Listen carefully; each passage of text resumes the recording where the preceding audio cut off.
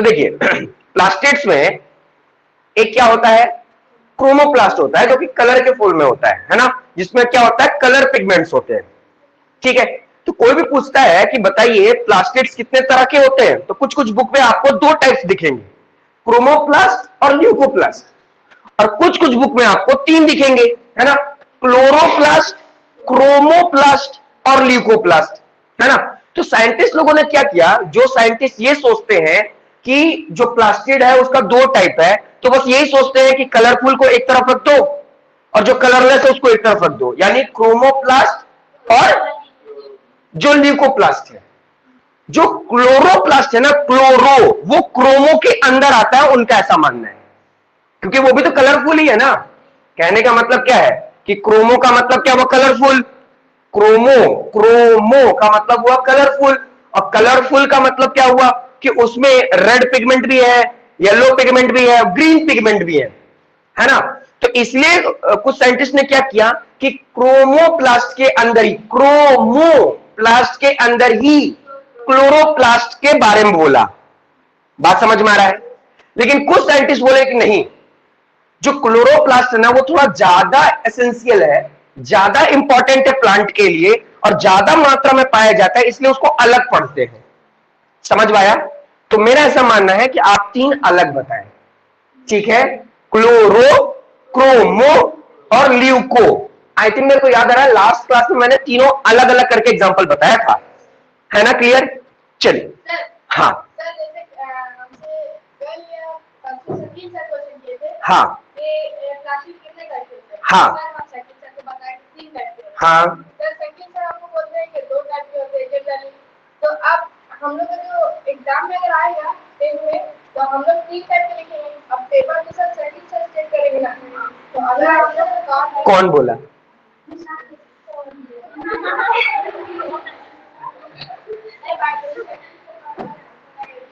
चलिए next cell vacuole के बारे में बात करते हैं, यानी सॉरी सेल ऑर्गेनेल्स के बारे में बात करते हैं, जो कि क्या है हमारा वैक्यूल। ठीक है, क्या है हमारा वैक्यूल?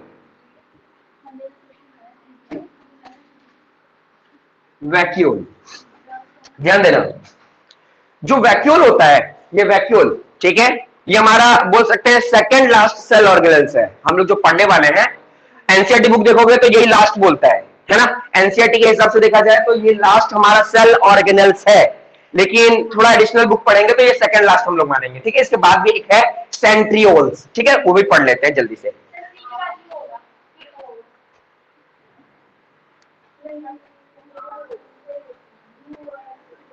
ठीक है, हाँ, ध्यान दो, तो जो वैक्यूल है, ठीक है ना, ये दोनों में पाया जाता है। जो वैक्यूल है वो दोनों में पाया जाता है, प्लांट में भी एज वेल एज एनिमल में भी, ठीक है, दोनों में पाया जाता है। कौन? ये वैक्यूल, ठीक है, हाँ। अब दोनों में डिफरेंस क्या है, ध्यान देना कि प्लांट में ये एक होता है और बड़ा सा होता है, ठीक है, प्लांट में एक होता है और बड़ा सा होता है, और एनिमल में छोटे छोटे होते हैं और बहुत सारे होते हैं। बहुत सारे कहने मतलब 3 4 5 ऐसे होते हैं। बात समझ में आ रहा है? यानी जो वैक्यूल होता है, वैक्यूल वो प्लांट में एक होगा और बड़ा सा होगा, और एनिमल में छोटे छोटे होंगे और बहुत सारे होंगे। बात समझ में आया? तो जनरली मैं किसकी बात करूंगा, मैं प्लांट की बात करता हूं, ठीक है। तो अगर मैं प्लांट की बात करूं, ठीक है, ये इसका सेल वॉल हो गया,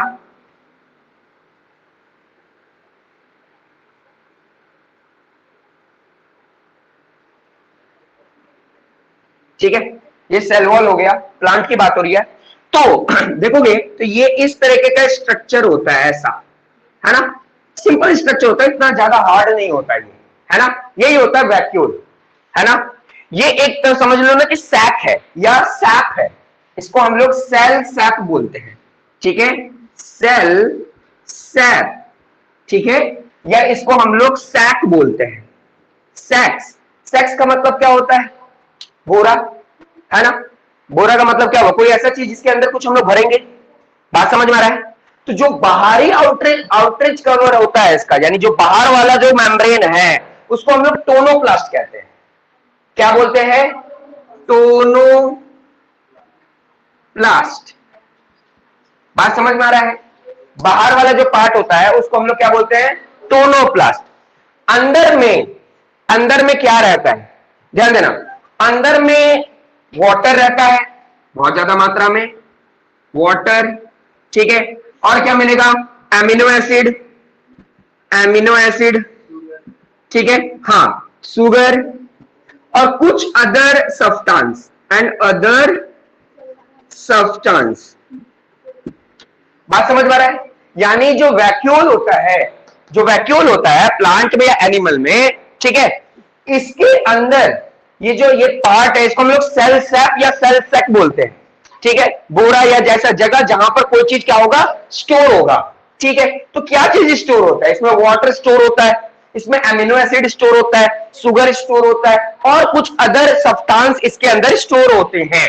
बात समझ में आ रहा है? अच्छा, ये जो बाहर वाला जो आउटर कवरेज है ना, ये जो बाहर वाला मेम्ब्रेन है, सिंगल मेम्ब्रेन है इसका, तो उसको हम लोग क्या बोलते हैं? टोनोप्लास्ट कहते हैं। बात समझ आ रहा है? इसका मतलब ही ये क्या है कि वैक्यूल को हम लोग बोल सकते हैं कि वैक्यूल एक स्टोरेज हाउस है, स्टोरेज हाउस। सिंपल सी बात है, कोई ना कोई सामान क्या कर रहा है? स्टोर करके रख रहा है, अपने पास कुछ ना कुछ क्या कर रहा है? रख रहा है, इसलिए इसको स्टोरेज भी बोलते हैं। बात समझ में आया है? इसका आविष्कार या इसके बारे में डिस्कवरी जो किया है उनका नाम क्या है? Antonie van Leeuwenhoek.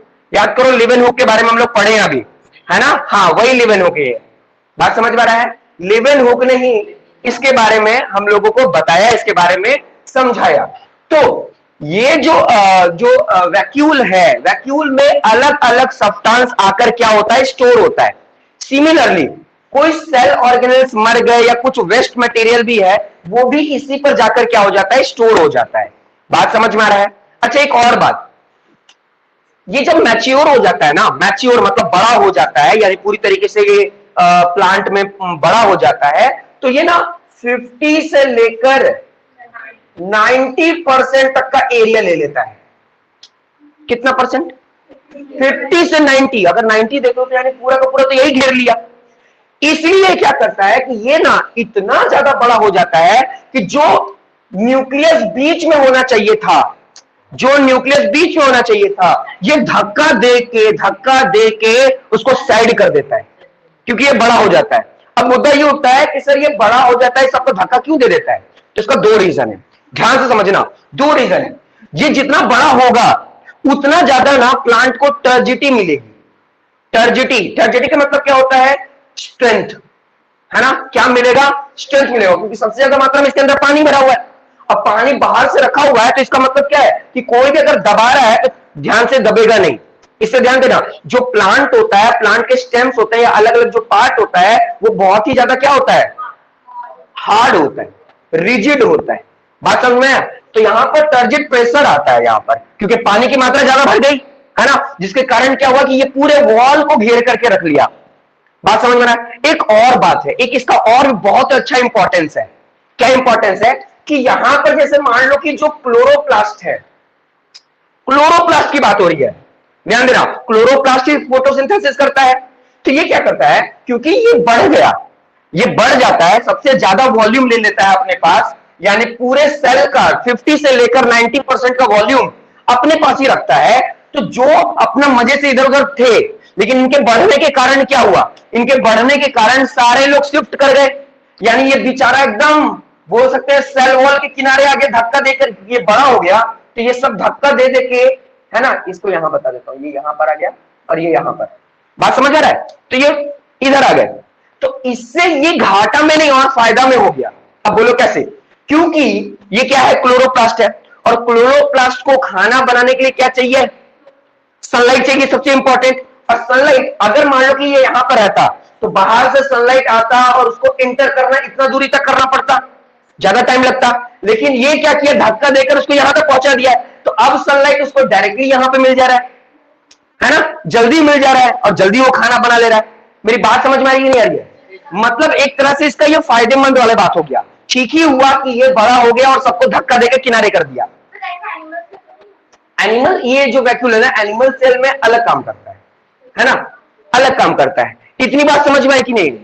बात समझ में आया ना? तो मेनली इसका कंपोजिशन देख लिया हम लोग कि ये कैसा होता है, ठीक है, इसके अंदर क्या स्टोर होता है और इसका फंक्शन क्या होता है, समझ में आ रहा है? मेन फंक्शन है ये स्टोरेज हाउस है, मतलब सामान स्टोर करता है। कोई पूछे कैसा सामान स्टोर करता है तो बता देना, water, amino acid, sugar and other substance, ठीक है, ये सब स्टोर करता है ये। अच्छा, ये जब बड़ा हो जाता है तो प्लांट का 50 से 90% का जो वॉल्यूम है पूरा एरिया यही घेर लेता है ना? अगर इस रूम में मैं एक हाथी को ले आऊं तो क्या होगा, ज्यादा से ज्यादा वही जगह घेर लेगा ना, हम लोग तो धस के बैठे होंगे कहीं कोने पे।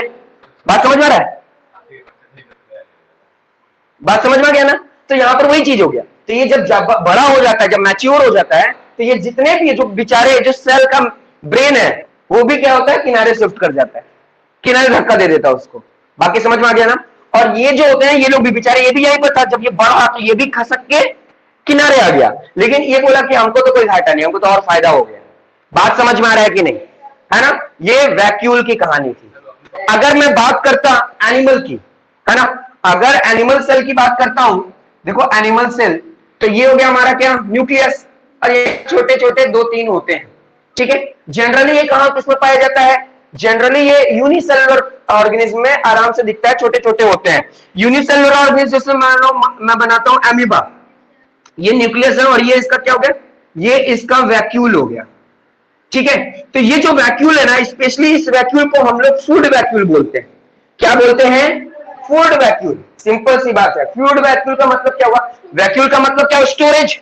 लेकिन जो अमीबा होता है, यूनिसेलुलर ऑर्गेनिज्म, यूनिसेलुलर का मतलब जिसके एक सेल है, एक सेल में ही सारा काम करना है तुमको, तो उस सेल के अंदर बहुत सारे क्या होते हैं, वैक्यूल्स होते हैं। तो ये वैक्यूल्स को स्पेशली हम लोग क्या बोलते हैं, फूड वैक्यूल, क्योंकि जो अमीबा होता है वो अपना खाना स्टोर इस वैक्यूल में ही कर देता है। समझ में आ रहा है, खाना स्टोर यही करता है, अपना गंदगी भी स्टोर यही करता है। बात समझ में आ रहा है, good material plus waste material वो यहीं पर स्टोर करता है। समझ में आया? अच्छा, एक और वैक्यूल होता है जिसको कॉन्ट्रैक्टाइल, कॉन्ट्रैक्टाइल वैक्यूल बोलते हैं, कॉन्ट्रैक्टाइल वैक्यूल। अब इसका मतलब क्या होता है, कोई विशेष चीज नहीं है। कॉन्ट्रैक्टाइल वैक्यूल का मतलब क्या होता है, ये जब कॉन्ट्रैक्ट करेगा, कॉन्ट्रैक्ट करेगा तो इसके अंदर का खाना क्या आ जाएगा, बाहर आ जाएगा। मेरी बात समझ आ रही है? कहने का मतलब, मान लो कि स्पॉन्ज ले लिए, ठीक है, एक स्पॉन्ज, उसको हम पानी में रखेंगे तो पानी जितना भी होगा वो स्पॉन्ज सोख लेगा, सोख लेगा ना। लेकिन अगर मैं उस स्पॉन्ज को निचोड़ता हूं, दबाता हूं, तो उसके अंदर जितना भी पानी होगा वो सब क्या होगा, बाहर निकल जाएगा। तो ये एक स्पॉन्ज के जैसा है, इसके अंदर फूड भर के रखा था, है ना, कॉन्ट्रैक्टाइल, मान लो कुछ वेस्ट मटेरियल रखा था, कौन रखा था, अमीबा रखा था, तो ये क्या होगा, कॉन्ट्रैक्ट होगा, ऐसे दबेगा। जैसे ये दबेगा तो इसके अंदर का जितना भी फूड मटेरियल है वो बाहर आ जाएगा। बात समझ में आ रहा है? तो ये कॉन्ट्रैक्टाइल वैक्यूल। उसी तरह अलग अलग वैक्यूल अलग अलग तरह का रोल निभाते हैं। जनरली वैक्यूल जो होते हैं एनिमल्स में वो फूड वैक्यूल्स होते हैं। बात समझ में आ रहा है, जहां पर खाना क्या होता है, स्टोर होता है। बात समझ में आया स्टोरेज का, डाउट है किसका, किस चीज का, धूप का इसको क्या जरूरत है, तो स्टोर करने वाला चीज नहीं, लोगों को दिक्कत नहीं। सर प्लांट से आप बोले कि एक ही रहता है और वो बड़ा है, हाँ, सर ये मेनली कहां पे पाया जाता है, तो पता है ना 90% तो यही गिरा हुआ है। 90% अगर मैच्योर हो गया तो प्लांट का जो भी पार्ट तुम सबसे पहले छूओगे ना तो वो वैक्यूल ही छू रहे हो, क्योंकि सबसे ज्यादा जगह तो घेर के यही रह के रखा है। बात समझ में आया कि नहीं आया?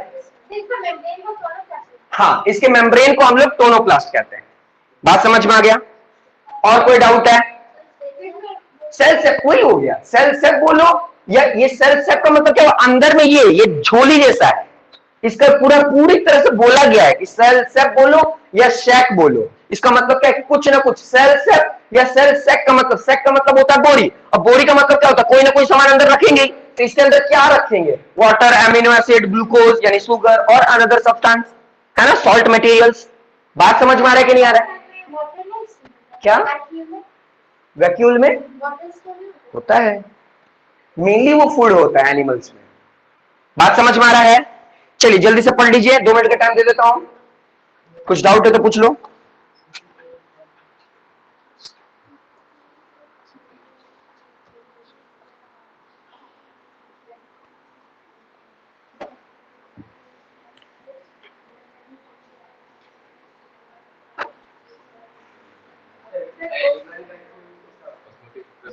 छोटा सा गोल सा, हाँ वही एनिमल सर।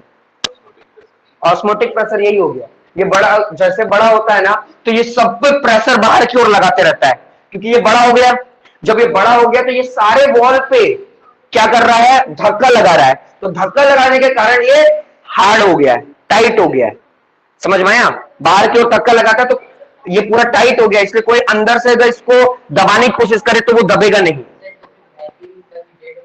हाँ क्यों नहीं होता, सेल डेड होगा तो वैक्यूल नहीं होगा, वैक्यूल एक लिविंग नहीं है, वो सिर्फ सामान रखने वाला सेल ऑर्गेनेल्स है। हाँ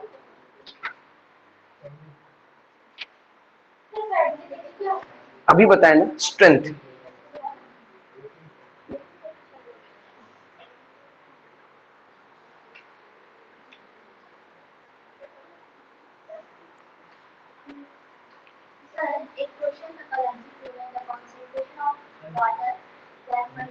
तुम हाइपरटोनिक, आइसोटोनिक और हाइपोटोनिक नहीं पढ़ी? पढ़ी थी, तब कैसे गलती हो गया?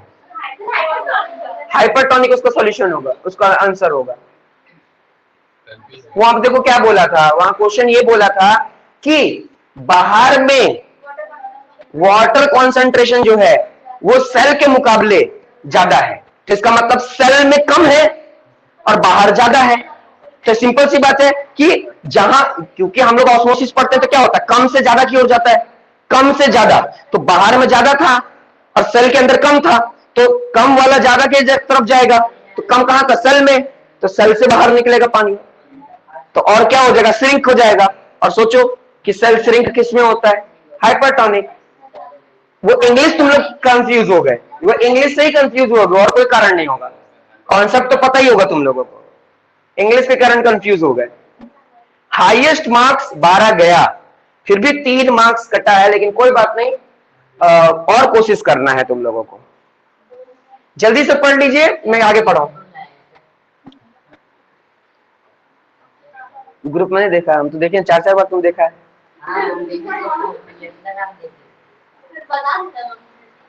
हाँ? जल्दी पढ़ो, पढ़ लूं पहले, नहीं तो फिर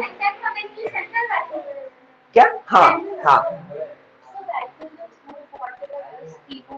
हाँ हाँ, तो वो मिक्स क्यों नहीं हो जाता, वही बात है, सिंपल सी बात बता दिया था कि यहां पर काम आता है किसका, गोल्गी अपैरेटस, सबको पैकिंग करना। समझ में आ गया? हाँ क्यों नहीं, हाँ क्योंकि उसमें भी होता है गोल्गी अपैरेटस। एक्सपेल, बाहर निकालना, एक्सपेल आउट, एक्सपेल, बाहर निकाल देना। जल्दी पढ़ो।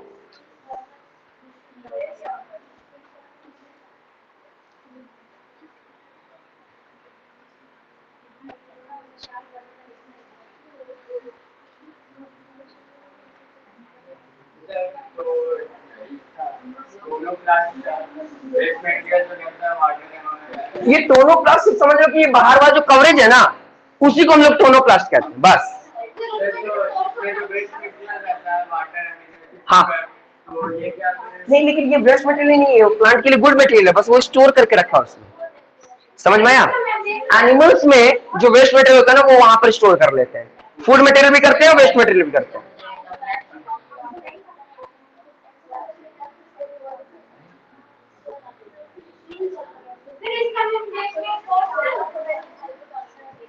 होते हैं।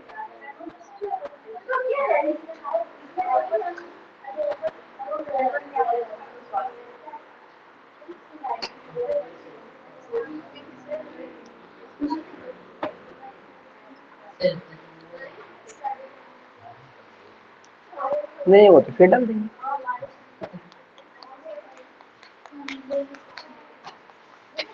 चलिए, तो लास्ट सेल ऑर्गेनेल्स के बारे में पढ़ लेते हैं, जो कि हमारा क्या है, सेंट्रियोल्स। ठीक है, ज्यादा इनके बारे में डीप नहीं पढ़ना है, क्योंकि डीप आपको 11th क्लास में आएगा ही आएगा। ठीक है, इतना पार्ट जितना हम लोग अभी पढ़े, ये सारा का सारा आपके 9th क्लास में था। ठीक है, अभी जो सेंट्रियोल्स पढ़ेंगे वो 9th क्लास में नहीं है, लेकिन फिर भी दिया गया है तो बता देता हूं। ठीक है,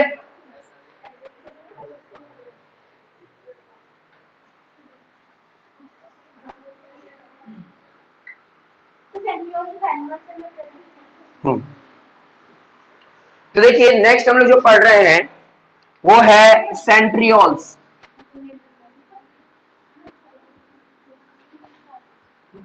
ठीक है, सेंट्रियोल्स।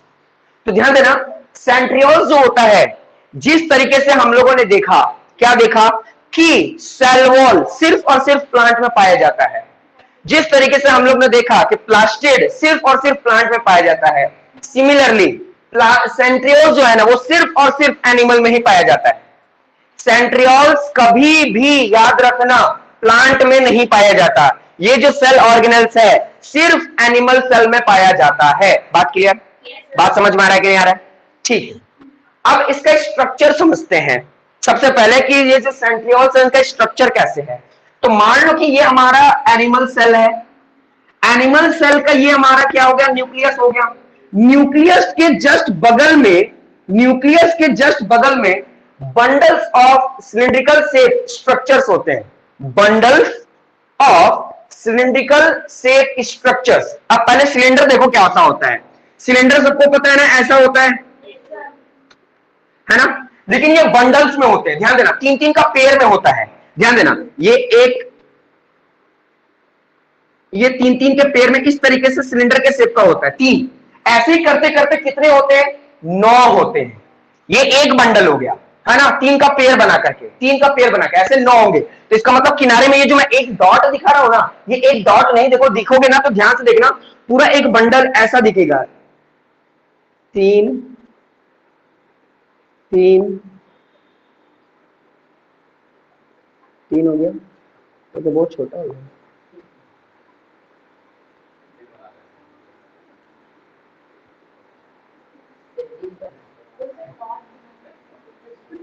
कितना हुआ, 1 2 3 4 5 6 7 8 10 तरीके, एक और बचे।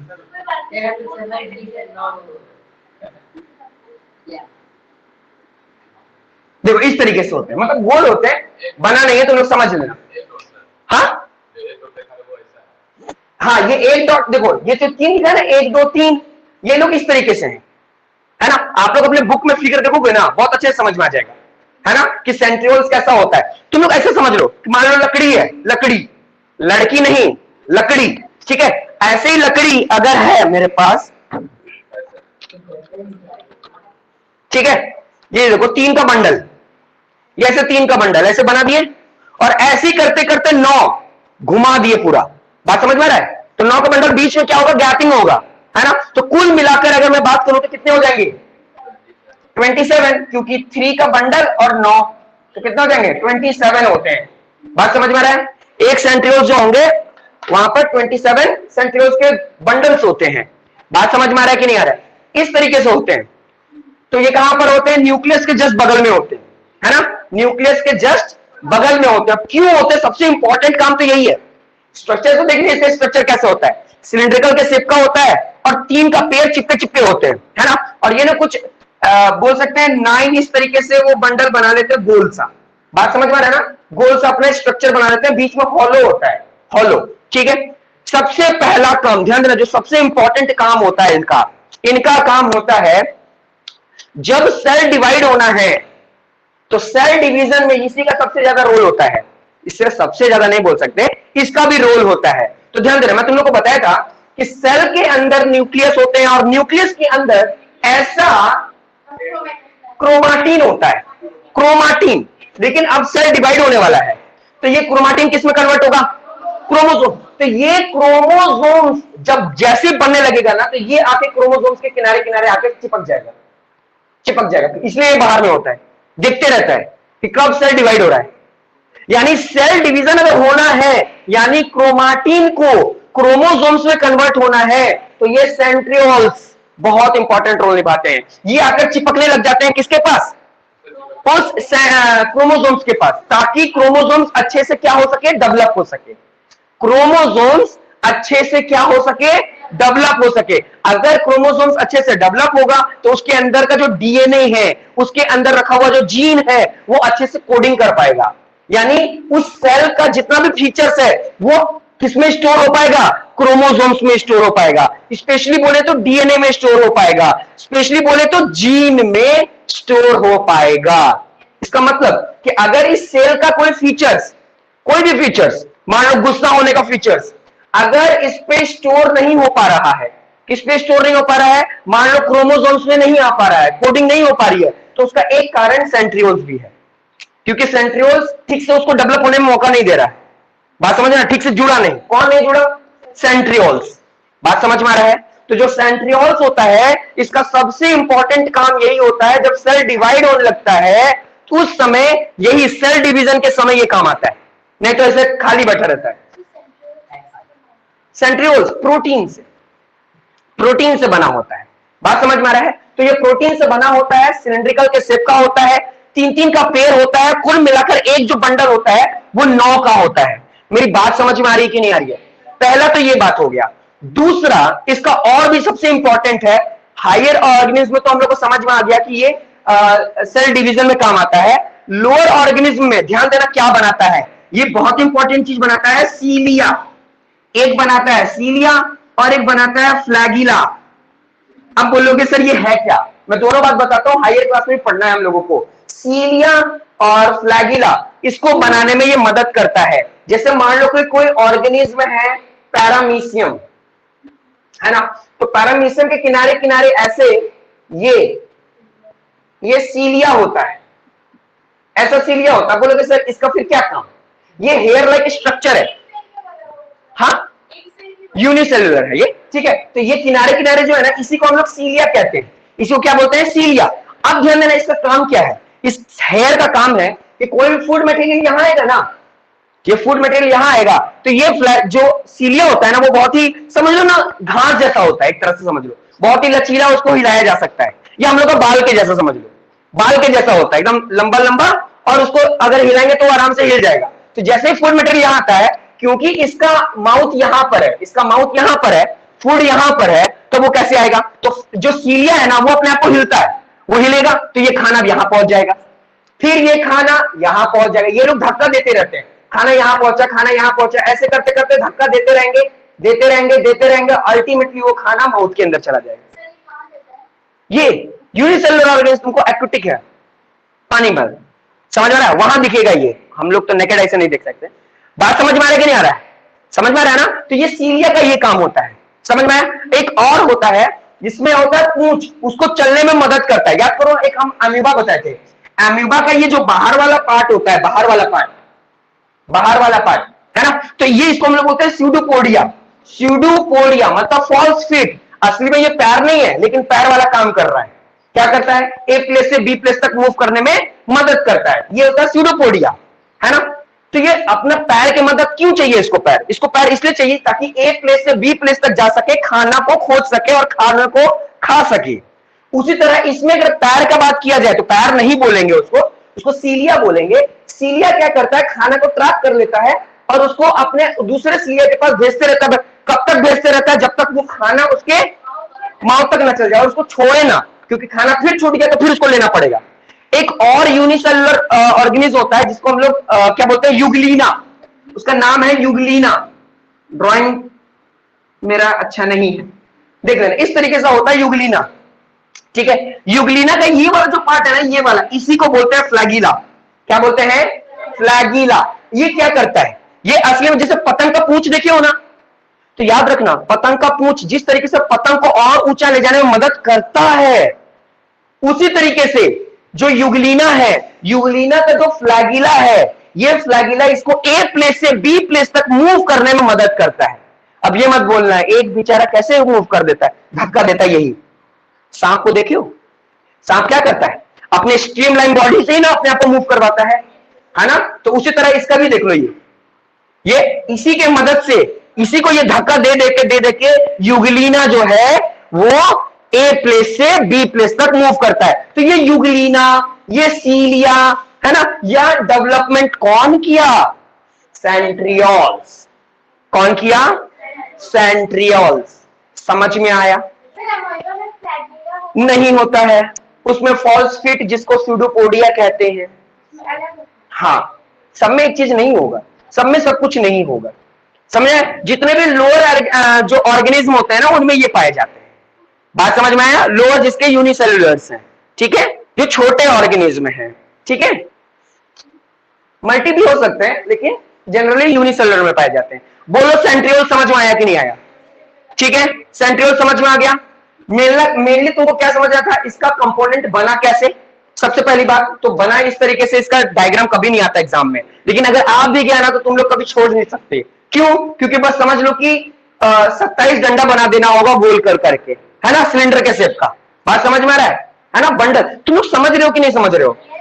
बात समझ रहे हो ना? अगर लकड़ी को अगर हम लोग 3-3 का पेयर करके 9 पेयर बना दें और गोल सा कर लें, है ना, तो वो क्या बन जाएगा, एक सिलेंडर ऐसे शेप का हो जाएगा, बीच में, है ना, गैपिंग हो जाएगा। यही देखो 3 का पेयर, 1 2 3, 1 2 3, ऐसा ऐसा 1 2 3, समझ में आ रहा है ना? इस तरीके से।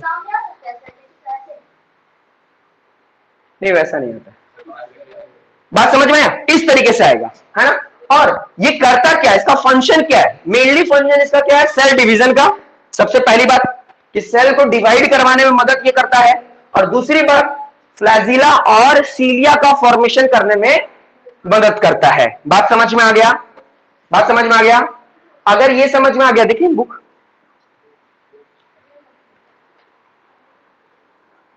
और इसमें कुछ तो बात बचा नहीं।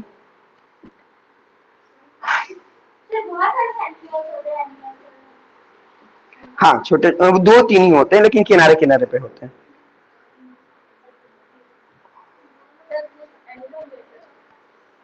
हाँ सिर्फ एनिमल, सिर्फ एनिमल, प्लांट में। ये लो साजिया। तो फाइनली ये चैप्टर हो गया कंप्लीट, क्योंकि सेल ऑर्गेन्स ये लास्ट था जो कि पढ़ लिए। बात समझ में आ रहा है? थोड़ा सा मैं रिकैप करवा देता हूं, थोड़ा तेजी से मैं रिकैप करवा देता हूं, ठीक है। कुछ कुछ बातें हैं जो आपको समझना है, ठीक है। सेंट्रियोल समझ में आया कि नहीं, पहले ये बताओ। समझ, सेंट्रियोल समझ में आया? ठीक।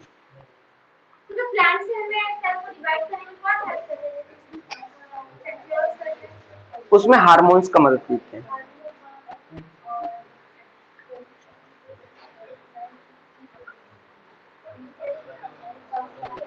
ध्यान देना, इस चैप्टर में सबसे पहले हम लोग तो सेल के बारे में पढ़े कि सेल क्या होता है, फिर पढ़े हम लोग कि सेल का basic structure and functional unit क्यों है, ठीक है।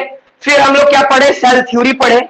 सेल थ्योरी पढ़ने के बाद हम लोग डिफरेंस बिटवीन, ठीक है, डिफरेंस बिटवीन हम लोग प्लांट सेल और एनिमल सेल देखे। सिमिलरली साथ ही साथ इसका दोनों हम लोग क्या देखे, डायग्राम देखे, जो कि बहुत इंपॉर्टेंट है एग्जाम पॉइंट ऑफ व्यू से, और डिफरेंस बिटवीन बहुत इंपॉर्टेंट है एग्जाम पॉइंट ऑफ व्यू से, ठीक है। ध्यान देना। तनवीर मेरी आवाज आ रही है तुम्हें? यस सर आ रही। ठीक है, हाँ, तो ये हम लोग पढ़ लिए। उसके बाद आए हम लोग बेसिक सेल के स्ट्रक्चर्स और उसके फंक्शंस पे। तो जैसे हम लोग सेल पर आए तो सबसे पहले सेल का जो बाहरी पार्ट था उसको पढ़े। तो जो सेल का बाहरी पार्ट होता है उसको हम लोग क्या बोलते हैं, सेल मेम्ब्रेन या फिर प्लाज्मा मेम्ब्रेन, ठीक है। हम लोग उसके बारे में पढ़े, ठीक है। उसके बाद हम लोग क्या पढ़े, उसके बाद हम लोग पढ़े साइटोप्लाज्म के बारे में, ठीक है। हम लोग उसके बाद क्या पढ़े, साइटोप्लाज्मा या प्लाज्म के बारे में, ठीक है। उसके बाद हम लोग उसके अंदर देखिए हम लोग क्या पढ़े, हम लोग उसके बाद हम लोग न्यूक्लियस के बारे में पढ़े। क्या पढ़े, न्यूक्लियस के बारे में। और न्यूक्लियस के बाद हम लोग पढ़े कितना, सेल ऑर्गेनल्स के बारे में। किसके बारे में, सेल ऑर्गेनल। अब ध्यान देना, सेल ऑर्गेनल्स में, सेल ऑर्गेनल्स के अंदर जो सबसे पहला सेल ऑर्गेनल्स हम लोग पढ़े थे, जो सबसे पहला सेल ऑर्गेनल्स पढ़े थे वो पढ़े थे ER, है ना, एंडोप्लाज्मिक रेटिकुलम, है ना। इसके बारे में समझ में आ गया ना। अच्छा, सेकंड जब हम लोग पढ़े थे वो क्या पढ़े थे, हम लोग सेकंड पढ़े थे गोल्गी एपरेटस के बारे में, है ना, या गोल्गी बॉडीज के बारे में, ठीक है। फिर हम लोग क्या पढ़े, फिर हम लोग पढ़े लाइसोसोम्स के बारे में। फिर हम लोग क्या पढ़े, रिबोसोम्स के बारे में, ठीक है, रिबोसोम्स, है ना। फिर हम लोग किसके बारे में पढ़े, माइटोकॉन्ड्रिया के बारे में पढ़े, ठीक है, माइटोकॉन्ड्रिया। फिर हम लोग किसके बारे में पढ़े, प्लास्टिड्स के बारे में पढ़े, ठीक है। फिर हम लोग किसके बारे में पढ़े हैं, वैक्यूल्स के बारे में। और लास्ट में किसके बारे में पढ़े, सेंट्रियोल्स के बारे में। ये सारा चीज हम लोग पढ़े, अगर देखा जाए तो पूरा का पूरा चैप्टर यही था। बात समझ में आ रहा है? पूरा का पूरा चैप्टर यही था। अब जो बेसिक चीज है ध्यान देना, थोड़ी थोड़ी बात बता देता हूं, ध्यान देना। हम लोग ये माइटोकॉन्ड्रिया, थोड़ा इसका निकनेम देख लेते हैं, है ना। तो एंडोप्लाज्मिक रेटिकुलम जो है ना, वो एक तरह का नेटवर्क था पूरे सेल पर, है ना। लार्जेस्ट नेटवर्क पूरा का पूरा घेरा हुआ है ताकि वो किसी भी सब्सटेंस को ए प्लेस से बी प्लेस तक पहुंचा सके। समझ में आया? पूरा पाथवे है। अच्छा, गोल्गी अपरेटस एक तरह का क्या है? पैकेजिंग हाउस है ना। पैकिंग हाउस है, यानी पैकिंग करता है सारे मटेरियल को। कहां से क्या करता है? वो क्या करता है? एंडोप्लाज्मिक रेटिकुलम से लेकर उसको क्या करता है? पैकिंग करता है ना। हम लोग ये भी देखे थे कि जो एंडोप्लाज्मिक रेटिकुलम है, एंडोप्लाज्मिक रेटिकुलम है, ये क्या करता है? ये अपने पास रिबोसोम्स को क्या करके रखा है? अपने पास चिपका के रखा है, जो कि RER है। RER मतलब रफ एंडोप्लाज्मिक रेटिकुलम। लेकिन ये बना कहां? ये बना न्यूक्लियोलस के अंदर। किसके अंदर? न्यूक्लियोलस। याद आ रहा है? अच्छा, फिर हम लोग देखें कि जो गोल्गी बॉडी है, गोल्गी अपैरेटस है, ये भी एक चीज बनाया था जिसको क्या बोलते हैं? लाइजोसोम्स, है ना। इसको हम लोग सुसाइडल बैग भी बोलते हैं। पूरी कहानी के रूप में बता दिया था मैं कि सुसाइडल बैग क्यों कहते हैं, क्योंकि इसके अंदर डाइजेस्टिव एंजाइम्स होते हैं। कौन से एंजाइम्स? डाइजेस्टिव एंजाइम्स, जो पूरे सेल्स को खाकर पचा लेते हैं। बात समझ में आ रहा है?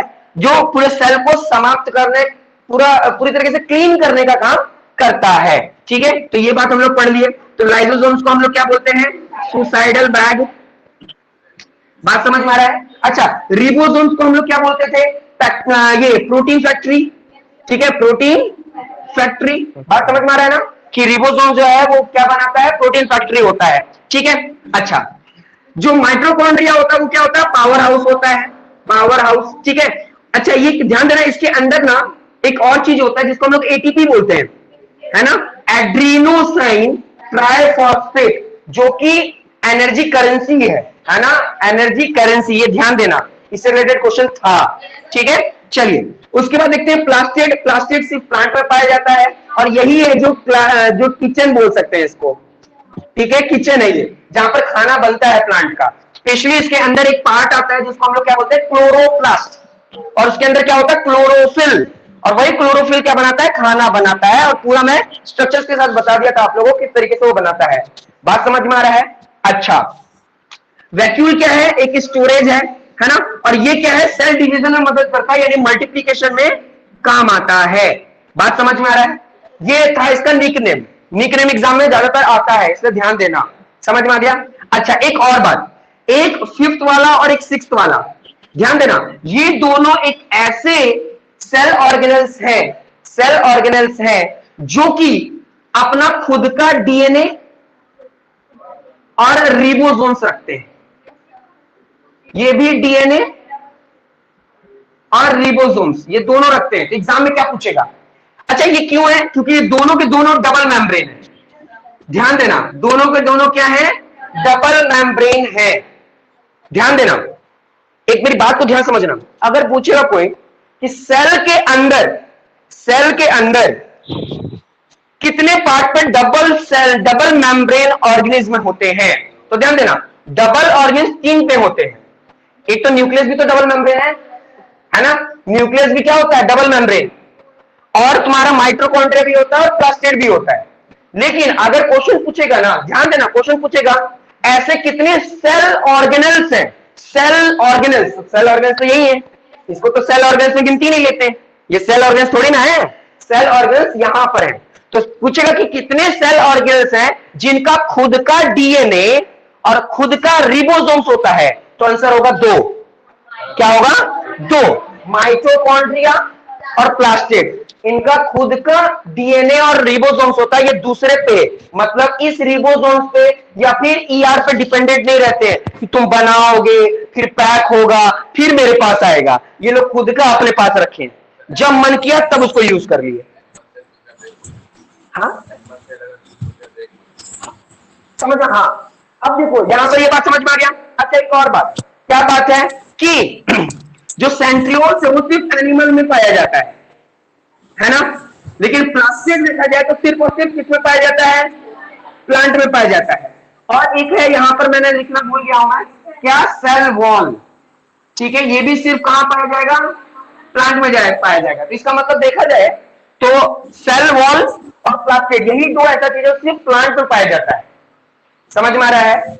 और जो सेंट्रियोल्स है वो सिर्फ किसमें पाया जाता है, एनिमल में पाया जाता है, बाकी सारे के सारे दोनों में पाए जाते हैं। वैक्यूल के बारे में पता चल गया कि प्लांट में एक और एनिमल में अनेक, है ना। ध्यान दे रहा, यह बात समझ में आ गई ना सभी को, डाउट है? अच्छा, कभी भी प्लांट और एनिमल में डिफरेंस आएगा ना तो ऐसे करके लिख सकते हो, ये प्रेजेंट है और वो एब्सेंट है ना, ये प्रेजेंट है वो एब्सेंट है, इस तरीके से भी लिख सकते हो जिससे आपका पॉइंट बढ़ जाए, है ना। क्योंकि 5 नंबर या 3 नंबर का आएगा तो कम से कम 5 पॉइंट तो लिखना ही पड़ेगा। तो इस तरीके से ये बोल सकते हैं पूरा चैप्टर ये था जो कि तुम लोग को बताना था और आखिर मैं बता दिया। सेंट्रोसोम्स, उसके अंदर जो हार्मोन्स पाए जाते हैं, हाँ सेंट्रो, माइटोकॉन्ड्रिया को नहीं, माइटोकॉन्ड्रिया को तो power house of the cell ही कहेंगे, एटीपी को हम लोग बोलेंगे एनर्जी करेंसी। हाँ कर दिए थे इसलिए गलती हो गई।